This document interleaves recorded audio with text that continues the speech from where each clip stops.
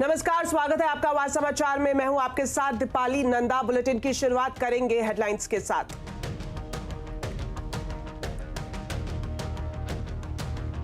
फरवरी series की दमदार शुरुआत, निफ्टी 1.5% से ज्यादा चढ़कर 21,650 के पार।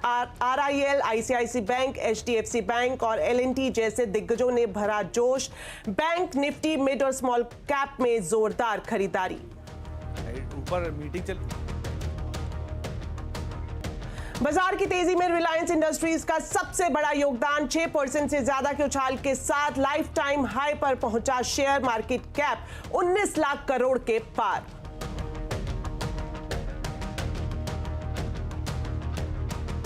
पिछले 10 साल में 10वें नंबर से 5वें नंबर पर पहुंची है देश की इकोनॉमी और अगले 3 साल में आ जाएगी तीसरे नंबर पर। वित्त मंत्रालय ने कहा, राज्यों के साथ मिलकर करेंगे विकास।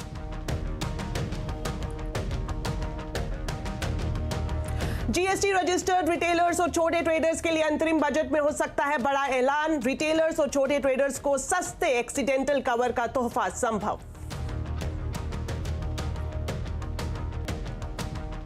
बिहार में आरजेडी नेता लालू यादव पर ईडी का action. Land for job scam मामले में लालू को ईडी ने भेजा समन। हेमंत सोरेन के घर पर भी पहुंची ईडी की टीम।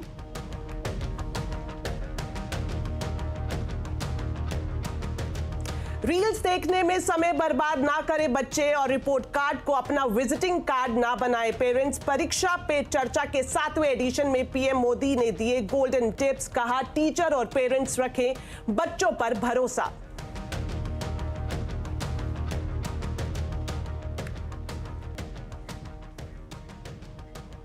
सबसे पहले बात करेंगे बाजार की, जहां आज बम्पर तेजी दिखी। फरवरी सीरीज का शानदार आगाज हुआ। सेंसेक्स, निफ्टी बैंक सभी में बड़ी तेजी देखी गई। सेंसेक्स 1241 अंक चढ़कर 71,942 पर बंद हुआ। वहीं निफ्टी 385 अंक चढ़कर 21,738 पर बंद हुआ। आज सबसे ज्यादा तेजी एनर्जी, पीएससी, इंफ्रा शेयरों में रही। वहीं एफएमसीजी शेयरों में दबाव देखने को मिला। तो आइए मार्केट का पूरा हाल समझते हैं सुमित से। तो सुमित, बताएं आज क्या रही मार्केट की हाइलाइट्स? देखिए, आज हफ्ते के पहले सत्र में भारतीय बाजारों में एक बढ़िया रफ्तार बनते हुए दिखाई पड़ी और ये जो रफ्तार थी ये स्पेशली हैवी वेट की तरफ से आते हुए दिखाई पड़ी। रिलायंस इंडस्ट्रीज एक तरफा कंट्रीब्यूट कर रहा था मार्केट्स की तेजी में, साथ ही साथ एचडीएफसी बैंक जैसे बैंकों का भी कंट्रीब्यूशन था और तमाम अदानी समूह भी मेजरली कंट्रीब्यूट कर रहे थे। तो आज ब्रॉडर मार्केट्स में खरीदारी थी। मिड कैप स्मॉल कैप तेजी में ट्रेड कर रहा था। करीब हर एक गिरने वाले शेयर के सामने 2 शेयर जो कि तेजी में ट्रेड करते हुए आपको दिखाई पड़ेंगे। ऑयल एंड गैस समेत बाकी सभी सेक्टर्स मोर लेस तेजी में ट्रेड करते हुए दिख रहे थे। थोड़ा एनर्जी में सबसे ज़्यादा रफ्तार थी, पीएसयू में खरीदारी थी, इंफ्रा में अच्छी तेजी देखने को मिल रही थी। थोड़ी बहुत जो बिकवाली आपको दिखाई पड़ेगी भी सिलेक्टिव सेक्टर्स में, उसके अंदर आपको दिखाई पड़ेगा आईटी स्पेस जहाँ थोड़ा प्रेशर था, लेकिन ऑटो, मेटल, रियल्टी यहाँ पर खरीदारी बनते हुए दिखाई पड़ी और एफएमसी शेयरों में थोड़ा बहुत प्रेशर आज के सत्र में आता दिखाई पड़ा। लेकिन एक अच्छा सत्र जहाँ की हैवी वेट स्टॉक्स जो थे वो पार्टिसिपेट करते हुए दिख रहे थे। कौन से सेक्टर्स और शेयर्स में सबसे ज्यादा एक्शन दिखाई दिया आज? तो पहले कुछ अगर निफ्टी के टॉप गेनर्स की बात किया जाए, सबसे पहला नाम आपको दिखाई पड़ेगा बाजार के हैवी वेट रिलायंस इंडस्ट्रीज का। आज इंडेक्स में सबसे बड़ा कंट्रीब्यूशन यही था। तो ओएनजीसी और रिलायंस इन दोनों ने मिलकर करीब 7%, 8% तेजी ओएनजीसी में, 7% तेजी रिलायंस में। कोल इंडिया 6% ऊपर था। अदानी एंटरप्राइज करीब 6% की तेजी यहाँ पे बनते हुए दिखाई पड़ी। इसके अलावा गिरने वाले शेयरों में सिप्ला 2.5% नीचे, आईटीसी 1.5% नीचे, इन्फोसिस 1% नीचे और एलएनटी इन्फोटेक माइंट्री करीब 1% के आसपास की बिकवाली यहाँ पर भी आते हुए दिखाई पड़ी।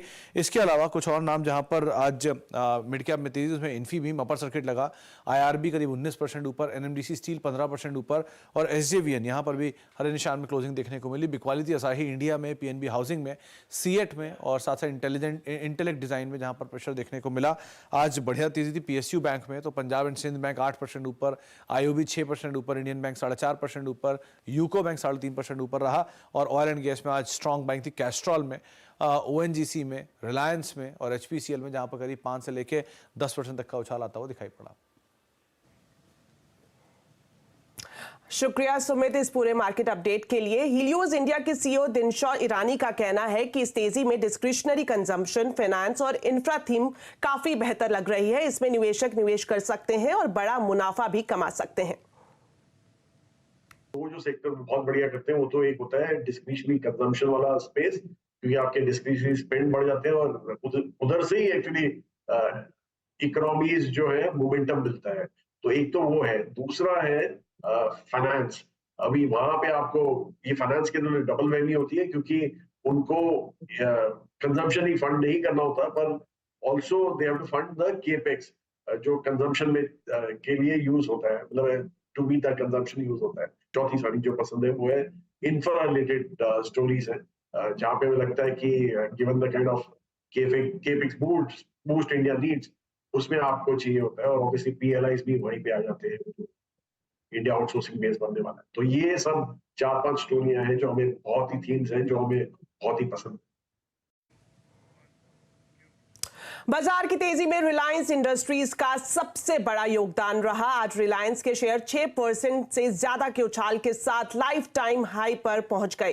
रिलायंस के शेयर्स में क्यों दिखा ये कमाल और इसकी क्या कुछ वजह रही, बता रहे हैं यतिन मोता। तो यतिन बताएं, ये जो उछाल देखने को मिला इसके पीछे क्या वजह रही?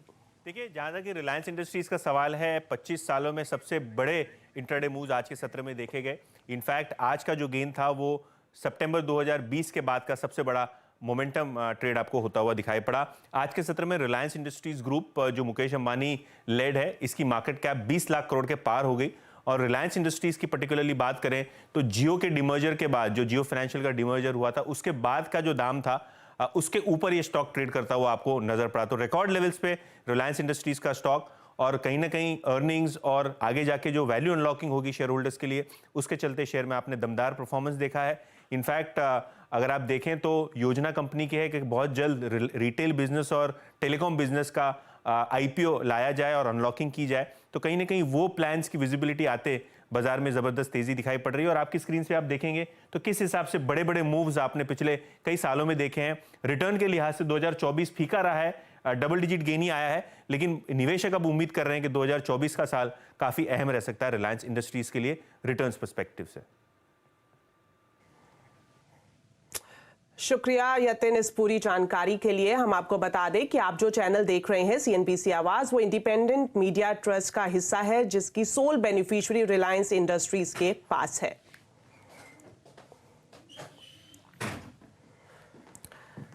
अब बढ़ते हैं आगे। इस बार बजट से पहले भले ही आर्थिक सर्वे पेश ना हो, लेकिन सरकार ने पूरे अर्थव्यवस्था की तस्वीर पेश करते हुए रिपोर्ट जारी कर दी है। इस रिपोर्ट के मुताबिक पिछले 10 साल में देश की इकॉनमी 10वें नंबर से 5वें नंबर पर पहुंची है और अगले 3 साल में तीसरे नंबर पर पहुंच जाएगी। इस रिपोर्ट में और क्या कुछ कहा गया है, जानने के लिए सीधा चलते हैं economic policy editor Lakshman Roy के पास। तो लक्ष्मण जी बताएं, ये जो समीक्षा रिपोर्ट आज जारी की गई है, क्या कुछ हाइलाइट्स रही इसकी?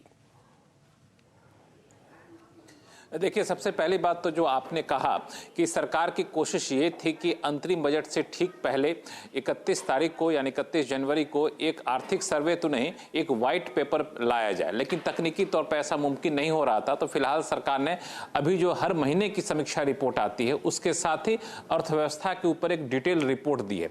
ये डिटेल रिपोर्ट की सबसे खास बात यह है कि इसमें एक तरीके से ये बताया गया है कि मोदी सरकार के आने से पहले अर्थव्यवस्था की क्या हालत थी, अब मोदी सरकार के आने के बाद अर्थव्यवस्था की क्या हालत हुई है। 10 साल पहले भारत की अर्थव्यवस्था दुनिया में 10वें नंबर पर थी और आज 10 साल बाद यानी 2014 के बाद जो है वो आज अर्थव्यवस्था जो है वो 5वें नंबर पर पहुंच गई है और अगले 3 साल में भारत की अर्थव्यवस्था जो है दुनिया में तीसरे नंबर पर पहुंच जाएगी, इस बात का अनुमान जताया गया है।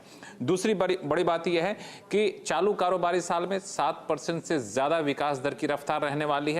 उसके अगले साल भी 7% से ज्यादा विकास दर की रफ्तार का अनुमान यहाँ पे जताया गया है। और तीसरी बात यहाँ पे ये कही गई है कि ये जो पूरे विकास की रफ्तार तेज हुई है, घरेलू डिमांड बढ़ने से घरेलू मांग बढ़ने की वजह से हो रहा है। और 3 बदलाव हुए हैं पिछले 3 साल में। पहली बात कि ग्लोबल मैन्युफैक्चरिंग पर निर्भरता घटी है, भारत खुद अपनी मैन्युफैक्चरिंग पर निर्भरता बढ़ा रहा है। दूसरी बात कि यहाँ पे सिर्फ पब्लिक इन्वेस्टमेंट नहीं हो रहा है, प्राइवेट इन्वेस्टमेंट भी हो रहा है। और तीसरी बात कि टेक्नोलॉजी जो है वो ग्रोथ का एक मुख्य ड्राइवर के तौर पर निकल कर सामने आया है। और आने वाले दिनों में सरकार का फोकस जो है बहुत चुनिंदा टारगेट पर रहेगा, जिसको विकास की रफ्तार में राज्य सरकारों का सहयोग लिया जाएगा और तेजी से आगे बढ़ाया जाएगा। इस समीक्षा रिपोर्ट में ये बातें कही गई है। बिल्कुल शुक्रिया लक्ष्मण जी इस पूरी डिटेल के लिए। अब बढ़ते हैं आगे। अब बजट बिग एक्सक्लूसिव की बात करते हैं। जीएसटी रजिस्टर्ड रिटेलर्स और छोटे ट्रेडर्स के लिए अंतरिम बजट में बड़ा ऐलान हो सकता है। सूत्रों के मुताबिक सरकार बजट में रिटेलर्स और छोटे ट्रेडर्स को सस्ते एक्सीडेंटल कवर का तोहफा दे सकती है।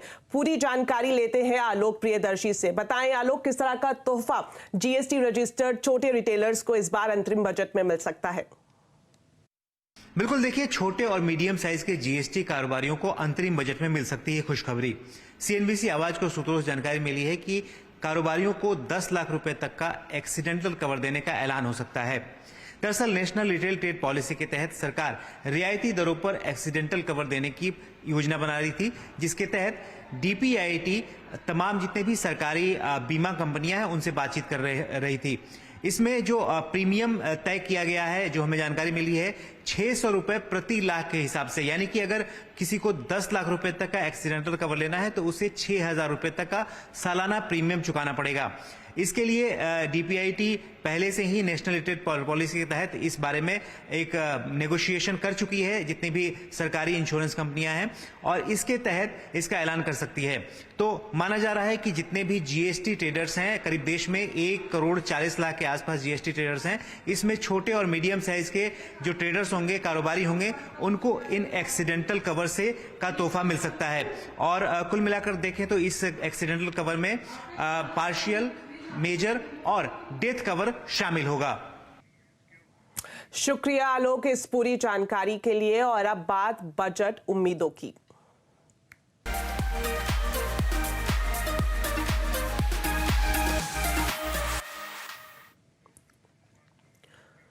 इलेक्ट्रिक गाड़ियों की सब्सिडी स्कीम फेम 2 मार्च में खत्म हो रही है और ईवी इंडस्ट्री को उम्मीद है कि सरकार बजट में इसे बढ़ाएगी। ईवी इंडस्ट्री की विश लिस्ट क्या है इस बार बजट से, आइए देखते हैं।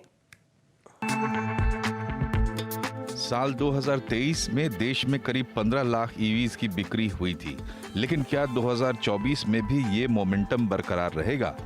ये निर्भर करेगा इस बात पर कि क्या सरकार ईवीज को देने वाली छूट जारी रखती है। इसमें सबसे महत्वपूर्ण है फेम 2 स्कीम, जो इस साल खत्म हो रही है। स्कीम का दायरा बढ़ाना और फेम 3 की घोषणा ईवी इंडस्ट्री की विशलिस्ट में सबसे ऊपर है।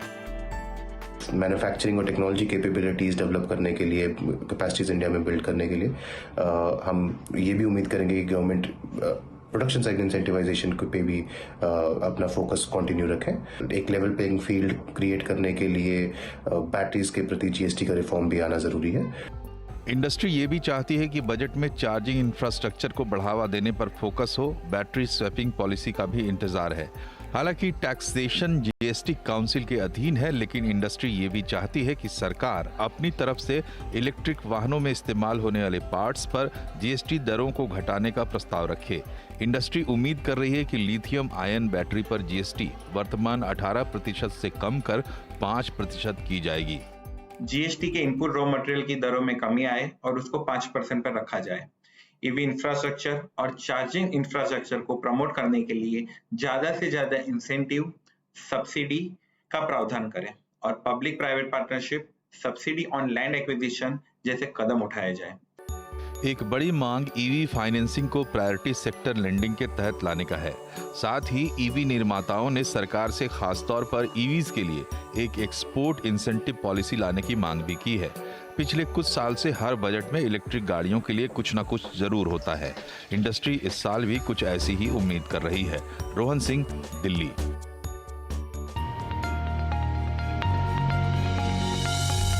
2024 का चुनाव भारतीय इतिहास में एक नया अध्याय लिखेगा और जिसकी कहानी तैयार होगी 2024 के बजट से। 100 करोड़ वोट मतलब 100 करोड़ उम्मीद। इस बजट में मैं वित्त मंत्री से कहना चाहूंगा कि इंडिया का ईमानदार मध्यम वर्ग जो आपके साथ चट्टान की तरह खड़ा है, उसे एनकरेज करिए, उसे थोड़ा सा टैक्स कट दीजिए और उसे कहिए कि उस सेविंग को वो इकोनॉमी में वापस इन्वेस्ट करें। मेरी तरह आप भी अपनी बजट विश लिस्ट को पेश करिए फाइनेंस मिनिस्टर के सामने इस बैलेट बॉक्स के थ्रू और हम करेंगे आपकी आवाज बुलंद और पहुंचाएंगे उसे सीधा फाइनेंस मिनिस्टर तक। The budget ballot, vote for growth, क्योंकि बजट मतलब सीएनबीसी आवाज। तो फिलहाल बुलेटिन में वक्त है एक ब्रेक का। ब्रेक के बाद आपको दिखाएंगे बिहार में पलटी मार की पॉलिटिक्स।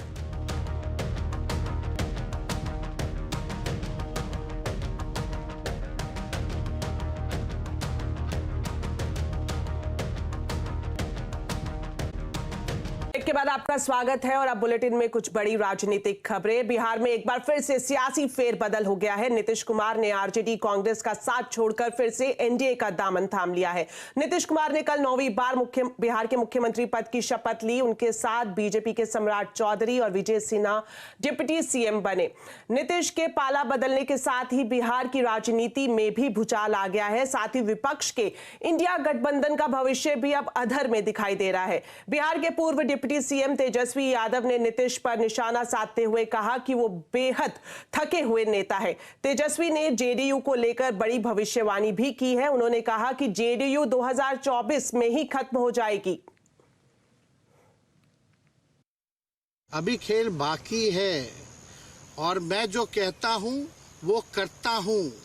और आप लिख के ले लीजिए, जनता दल यूनाइटेड जो पार्टी है 2024 में ही खत्म हो जाएगी। ये निश्चित रूप से लिख लीजिए।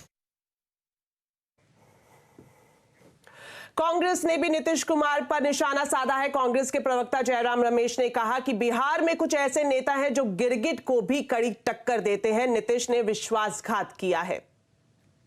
23 तारीख को नीतीश कुमार जी ने बैठक बुलाई पटना में। 18 पार्टियां वहाँ मौजूद थी। बम्बई में बैठक हुई, बेंगलुरु में बैठक हुई। सभी बैठकों में नीतीश कुमार जी मौजूद थे। उन्होंने कोई संकेत नहीं दिया। पर बिहार में कई नेता मौसम वैज्ञानिक होते हैं। बिहार में कुछ ऐसे नेता हैं, आया कुमार, गया कुमार, जो गिरगिटों को कड़ी मुकाबला देते हैं, वो कड़ी टक्कर देते हैं। पर यह अफसोस की बात है कि आखिरी वक्त पर उन्होंने हमारा हाथ छोड़ा। ये बिल्कुल विश्वासघात है। वहीं जेडीयू ने भी कांग्रेस पर पलटवार किया है। जेडीयू के प्रवक्ता नीरज कुमार ने कहा कि कांग्रेस के चरित्र में कोई बदलाव नहीं हुआ। 1.5 वर्ष की लंबा अंतराल और माननीय नीतीश कुमार जी के पहल पर इंडिया ब्लॉक बना। कांग्रेस के बगैर विपक्षी एकता की बात अगर देश के अंदर कोई किया तो माननीय नीतीश कुमार जी ने किया। लेकिन कांग्रेस पार्टी का जो मूल चरित्र है उसमें कोई बदलाव नहीं आया। तो क्षेत्रीय पार्टियों का सम्मान करना इनके राजनीति का डीएनए नहीं है। वहीं बिहार में तेजस्वी यादव की सरकार जाते ही उनके परिवार पर ईडी की गाज गिर गई है। लैंड फॉर जॉब स्कैम मामले में आज ईडी ने लालू प्रसाद यादव को पूछताछ के लिए ईडी दफ्तर बुलाया। ईडी के समन के बाद लालू यादव अपनी बेटी मीसा भारती के साथ ईडी ऑफिस पहुंचे, लेकिन मीसा को अंदर नहीं जाने दिया गया। इसके बाद भारी संख्या में उनके समर्थकों ने जमकर हंगामा किया और नारेबाजी भी की। लालू यादव के साथ ही तेजस्वी यादव को भी ईडी का समन मिला है। तेजस्वी यादव से ईडी कल पूछताछ करेगी। आपको बता दें कि लैंड फॉर जॉब केस में घोटाला उस समय का है जब लालू प्रसाद यादव यूपीए की सरकार में रेल मंत्री थे। 9 जनवरी को ईडी ने रेलवे में नौकरी के लिए जमीन से जुड़े मनी लॉन्ड्रिंग केस में चार्जशीट दाखिल की है, जिसमें राबड़ी देवी, उनकी बेटी मीसा भारती और हेमा यादव सहित लालू प्रसाद के परिवार के अन्य लोगों को नामजद किया गया है।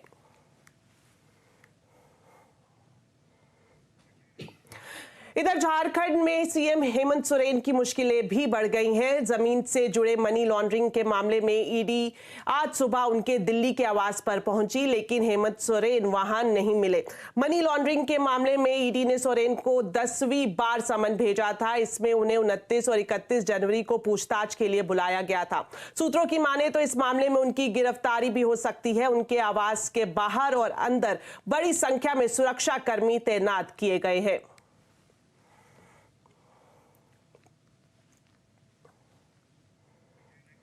मणिपुर से शुरू हुई राहुल गांधी की भारत जोड़ो न्याय यात्रा पश्चिम बंगाल होते हुए बिहार के किशनगंज पहुंच गई है। बिहार सीमा पर प्रदेश कांग्रेस अध्यक्ष अखिलेश सिंह, राज्यसभा सांसद रंजीत रंजन और कांग्रेस समर्थकों ने राहुल गांधी का भव्य स्वागत किया। राहुल की यात्रा ने ऐसे वक्त पर बिहार में एंट्री ली है जब कल ही बिहार में नई सरकार का गठन हुआ है। नीतीश कुमार ने एनडीए में जाने के बाद राहुल गांधी के लिए बिहार काफी अहम हो गया है। अब राहुल गांधी को तेजस्वी यादव के साथ की उम्मीद है। राहुल गांधी ने कहा है कि सामाजिक न्याय की शुरुआत बिहार से हुई है और बिहार के लोगों को इसे लेकर रहना है। सामाजिक न्याय की बात होती है, पूरा देश बिहार की ओर देखता है। तो ये आपकी जिम्मेदारी है और ये आपको पूरी करनी पड़ेगी। मैं बिहार के हर नागरिक से कह रहा हूं, देश में प्रगति होनी है तो आर्थिक और सामाजिक न्याय की जरूरत है, और सामाजिक न्याय को आपसे बेहतर कोई नहीं समझता है देश में। तो लोकसभा चुनाव से पहले नीतीश कुमार ने एक बार फिर क्यों मारी पलटी और नीतीश के बाद विपक्ष के इंडिया गठबंधन का क्या है भविष्य? आज आवाज अड्डा में इसी पर करेंगे बड़ी चर्चा शाम 7:57 पर।